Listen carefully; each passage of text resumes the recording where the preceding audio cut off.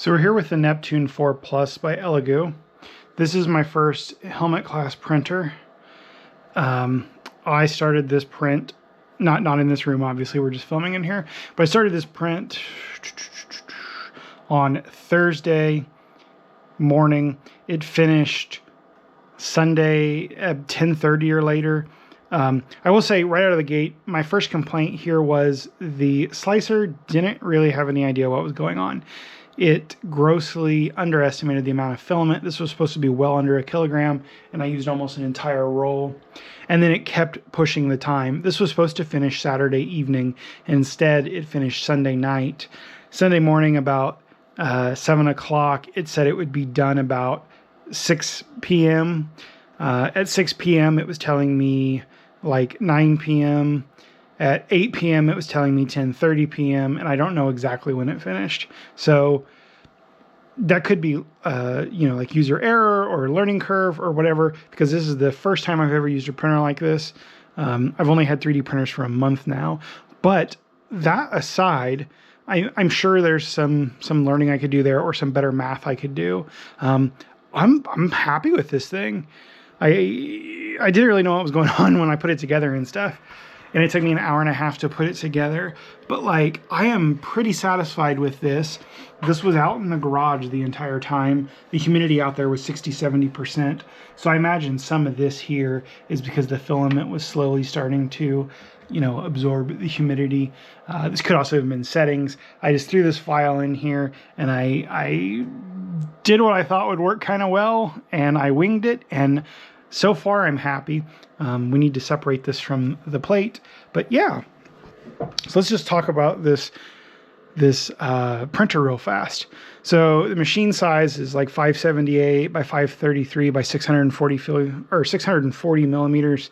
It's got an actual build area of 320 by 320 by 385, which is amazing because then you can do a helmet or even just slightly a little bit bigger stuff. Pretty cool. You do have USB, so you can just put your prepared file right on there and pop it in. It's got a USB-C, so you can hook it to a computer. You can connect it to the network and go through the web interface. It does have the little Wi-Fi antenna. You got this nice little detachable display. I imagine you can get a longer cable for this too.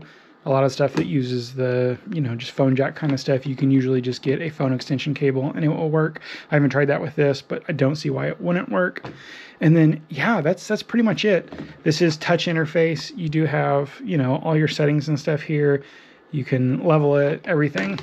So while we're on the subject of leveling, I took this straight out of the box. I put it together. Again, it took about an hour and a half. Some of that was because it would have been nice to have had someone to help me.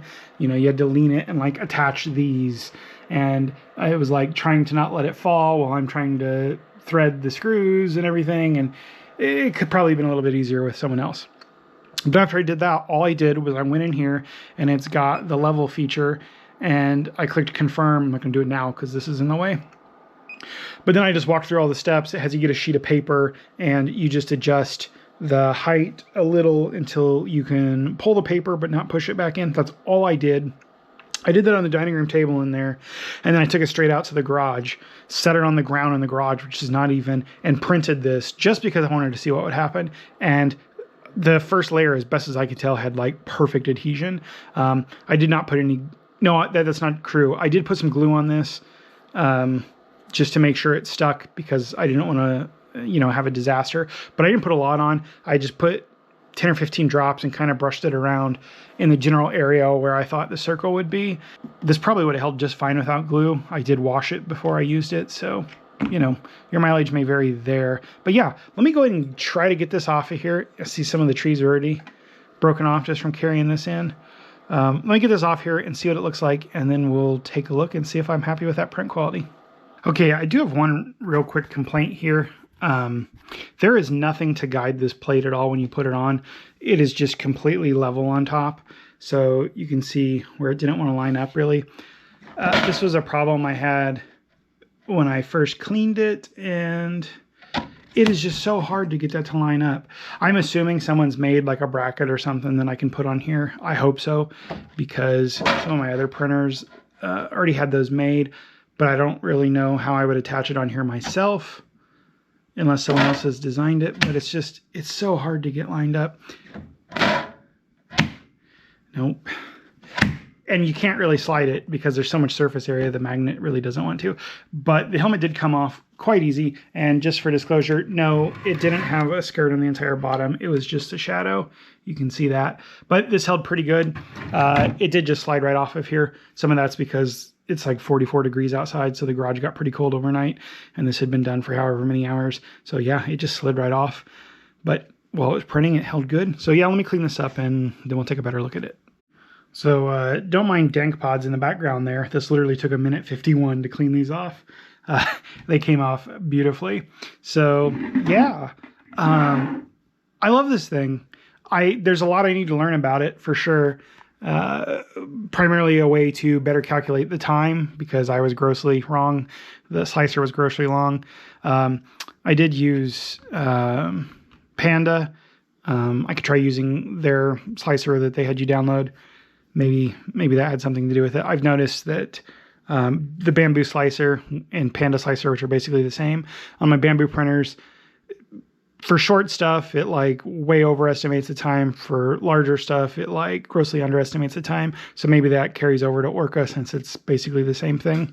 We'll try theirs and see if it's any better. But I had heard kind of unconfirmed from people on a Discord server I'm on that even theirs kind of isn't very great with the time. What I'm more concerned about with is the filament because I was getting very nervous. We still had all of this to do and it looked like we were down to a single layer. I guess we were to a double layer still. I was getting very panicky because it would be nice to have this work. I want to, I'm not going to sand this because obviously I have a beard. The only kind of respirators that'll work with this are the full helmet thing that are positive pressure. Those are $700 to like start. I can't afford that right now. The channel does not make that much money and I don't make that much money at my job. So, especially because I got tuition due in like a week. So I can't sand stuff right now, which kind of stinks because I want to do like some kind of cosplay stuff just to see like what the sanding process is like. But for this, I'm just going to maybe come in here very lightly with some Bondo filler on these cracks, and then I'll very carefully sand that a little bit, hold my breath, walk out of the area, get a breath, because the amount of sanding I'll be doing will be like minimal. And then I'm going to like spray paint this just silver or something, and then, you know, maybe give it a couple layers, then come in and kind of like scuff it up and stuff, just to get a kind of idea of how much labor and stuff there is involved. Obviously, I'll be sanding a minuscule amount compared to what you'd really want to do, but I think it would be kind of cool. But everything is uniform, at least here. Yeah, you do see the layer lines and stuff, especially here in the light, when the light catches it. You can kind of see that as it goes around. And then you've got some weird, you know, slants here and stuff. But if I was doing this for cosplay, I would come in here, you know, some Bondo filler or something, sand it smooth, do all that, prime it, sand it smooth a little bit more, prime it again, and then come in and paint it however I wanted to paint it. Inside, it looks really good, same as the outside. You do have a seam there, but fortunately it is on the inside, so you don't notice that at all. And if you were going to wear this, I don't think this will fit my head. I didn't measure it to my head. I just kind of tried to guesstimate and scaled it accordingly. But you would put padding and stuff in there because you would want this even up here. There's a helmet up there in the top right corner, if you can see it. Like if you put that metal on and try to wear it, like it's very uncomfortable unless you have some kind of padding or an arming cap or something on. So you'd want to do the same thing with the plastic. But yeah, no. And this was just some Elegoo matte PLA. You could get some cosplay specific stuff. A couple manufacturers do that are better for sanding and durability and all that stuff. But I just threw this on there. I didn't even put that in the heater, in the dryer. I just ran with it as it was. It was vacuum sealed with desiccant and I just slapped it right in here. Had I ran it through the dryer, maybe these lines would be a little bit better. But I am super happy. There are some things here like that. That was just from breaking the trees off, you know, hitting that with a torch for a second would get rid of that. Can we just look at this tree for a second? For one, this thing is ridiculously top heavy, but that's where it was up in the crown. And we got to about that surface area left at the top, and it started doing all these, and I'm like, we're gonna run out of filament.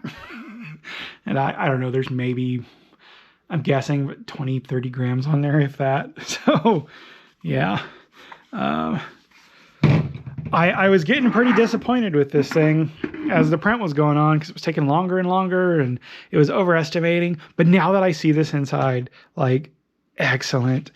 Again, this is the Elegoo Neptune 4 Plus.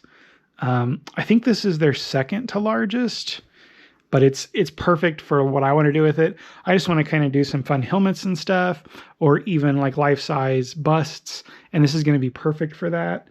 And yeah, we're just going to be able to decorate our crazy living room, you know, even more. Like, that's a Christmas present. Someone got that for us. It's me and my wife. And I had this that I got at Goodwill. My wife had that one before we got married, before we even knew each other. So they went together well. I had that one, which, you know, is very complimentary of that one. I had that one.